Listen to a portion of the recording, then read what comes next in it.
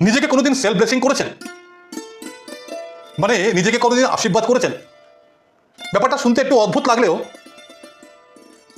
ব্যাপারটা কিন্তু খুব প্রয়োজনীয়।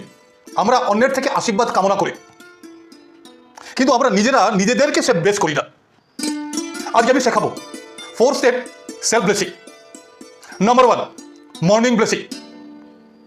সকালে উঠে আগে ঈশ্বরকে ধন্যবাদ জানান, কারণ আপনি জীবিত আছেন আর ঈশ্বর আপনাকে সবকিছু দিয়েছে। এরপর নিজেকে আশীর্বাদ করে বলুন, আমি একজন ভালো মানুষ, সৎ মানুষ, আর সারাদিন আমি যা কাজ করব সততার সঙ্গে করব।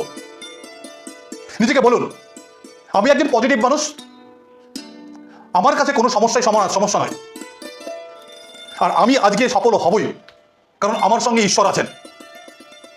নাম্বার 2, কাজের সময় বেসিক, মানে ওয়ার্ক টাইম বেসিক। যখন আপনি কাজ করতে বসছেন, বলুন এটা আমার কাজ আর এই কাজটা আমি খুব মন দিয়ে করব,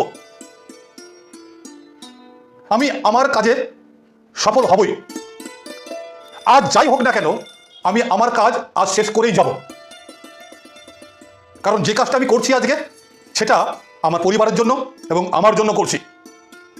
নাম্বার 3, যখন কোনো সমস্যায় পড়বেন, মানে প্রবলেম ওরিয়েন্টেড ব্লেসিং। জেনে রাখবেন, যে গাছে ফল হয় মানুষ সে গাছে এই ঢিল মারে, তাই আপনি সমস্যায় পড়বেনই।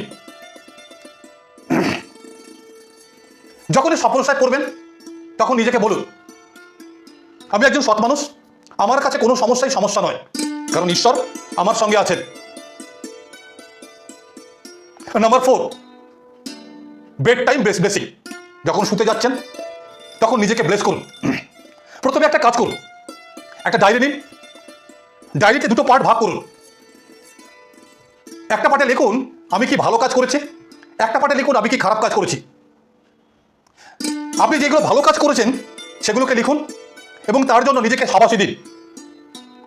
আর আপনি যে কাজগুলো খারাপ করেছেন আজকে, তার জন্য নিজেকে বলুন, আমি এই কাজগুলো আজকে খুব খারাপ করেছি, খুব ভুল করেছি, ঈশ্বর যেন আমাকে ক্ষমা করে দেন।